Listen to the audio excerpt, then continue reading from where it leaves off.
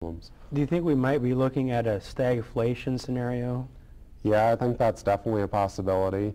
The other thing that can happen is you can just have wild swings. You know, we might have a swing to another, you know, what looks like a depression, and then the government tries to do more to spend money and print money to wash it over, and then all of a sudden you'll have a big jump in inflation, you know, and then you'll see prices rise.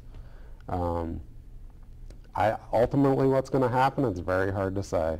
I mean, I think the last time that we actually had a good cleansing of the economy was 1981-82 during the deep recession in Reagan's early years. They allowed interest rates to go sky high, and it eventually cleaned out the bad investment, and it set ground for new prosperity. And that's really what we need. We need these bad investments to be cleansed out of the system. I'm sure people don't really want to hear that, but it's the truth. Yeah. I think we're already on the cusp of slight inflation. I was at a restaurant getting fish yesterday, and I heard the cashiers saying they just got a new price sheet and everything is going to be raised in price. I think it's slowly going to start hitting almost right now, because we were already seeing some positive economic indicators on the leading side. And what I think is going to happen as we start to come out of this, we're going to smack right into the inflation and bounce right back down. And I think food will be one thing that probably gets driven up in price. I mean, it's something that everybody needs, obviously. I think you'll see your grocery bill go up, you know. And it's hard to say if it'll be 6 months from now or 2 years from now. I mean, you can never really be sure on the timing, you know. But yeah, unfortunately, I think we're going to have more of a rough road ahead until we get the federal government under control, really. I mean, just the spending like crazy. Speaking of spending, I'd like to spend a few minutes talking about local issues. Before I do that, I have some websites I'd like for you guys to show. Oh, they don't look too good. Basically, these are contact websites. If you're interested in knowing more about the Libertarian Party in our area, you can go to www.lpf.org for the state party website. Here in Jacksonville, you can go to www.jaxlp.org, and also we have a meetup group. Go to meetup.com, Libertarian Party, and you can find us. And here in Jacksonville, we meet every third Thursday of the month at 6:30 on the Golden Corral on South Side, across from Tinseltown. There's a meeting room in there. It's kind of in the back and to the right, and we want you to come on out, meet us, see who we are. If you're already a libertarian, meet the other libertarians. If you're just curious about knowing more, come on out. And if worst comes to worst, they have good roles, so you know there's not much of a loss. If you want to give us a phone call, leave a voicemail. We're at 731-5656. Also, maybe you caught a couple minutes of this show and you're thinking, what is this about? I'd like to see more. Well, I'm uploading these on YouTube. I've got a couple months back, and I'll upload this one as well. You can go to youtube.com, and the username we have this under is NEFL Libertarians. Now also locally, some libertarian groups have been sprouting up in some surrounding counties. We've got a group in Baker County, and their web presence currently is lpbcf.blogspot.com. There's no www, it's just the http://. And also in St. Johns County, they're getting together, and their Yahoo group is LPSJC, which stands for Libertarian Party of St. Johns County.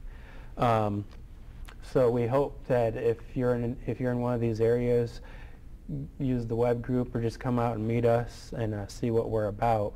Now locally, as you probably know, maybe if some of our viewers know, we're looking at tax hikes here in Jacksonville. What are your thoughts about that? Well, obviously I'm against it. I think I think spending needs to go down, and I think taxes need to go down. Meanwhile, during a bad economy, they're actually proposing tax increases, which is crazy. Mayor Payton, who ran originally on a pledge not to raise taxes, of course he comes out, he wants an increase in the property taxes.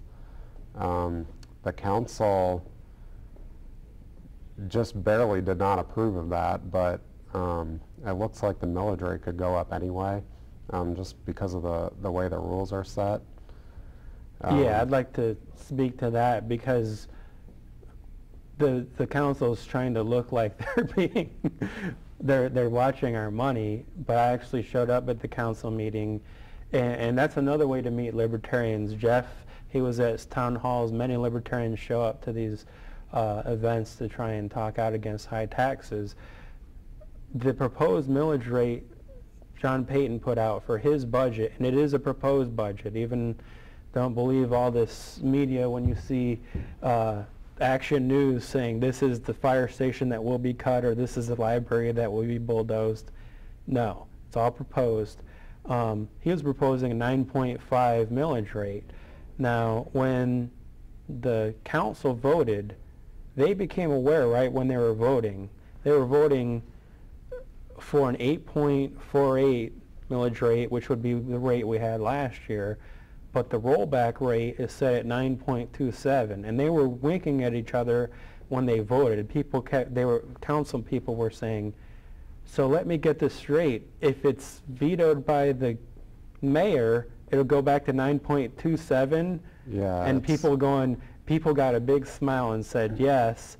And even one of the fiscally responsible, in comparison to the other members, people said, well, 9.27, that's 10 million. I know I can cut that. Come on, we have to vote for this. Yeah, and the crazy thing is of course, during the whole housing boom, property taxes were going up sky high during that time. And now all of a sudden, because property values are dropping, they want to raise the millage rate. I mean, where was the drop when the property values were going up? And just so everyone knows, spending under Mayor Payton has gone up every year. I mean, if you compare the budget to 10 years ago, it's not even close. As they're telling us about firehouses being cut, we have $168,000 batting cages. We have an equestrian center. We're paying $20 million towards the football stadium. I like the Jaguars, but come on, I need some free beer at every game if we're paying for that. I mean. Yeah, you can just keep running through the list of waste in there. I mean, it's just nonstop. And of course, we've got this Jacksonville Economic Development Commission that, essentially hands out corporate welfare. I mean... Yeah, they're looking at a battery company right now, which has already received state and federal proposed, basically, bribes. But they won't come here unless we pay them because of the existence of JDC. Which I'm all for companies coming to Jacksonville, but we need to do it by lowering taxes, lowering corporate and property taxes, and encouraging them to come here that way. It's not to give special favors to companies.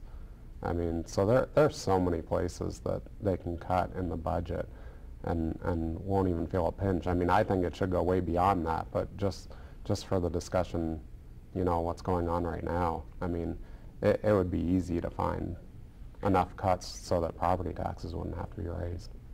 And one more thing on my list that I had, I suggest anybody out there that is concerned and wants to contact the city, email budgetsuggestions@coj.net to tell them your suggestions for what you'd like to be cut to keep taxes low. Well, it looks like we only have 1 minute. I briefly wanted to bring up the government waste of the month, which is tied towards something we've actually talked about previously on this show, which is seatbelt laws. Now, the seatbelt law, basically they made it so they can pull you over just for not wearing your seatbelt, and since that went into place, 30% rise in the amount of tickets. Yeah. And that's all the time we have. Please join us next time for Libertarian Perspective.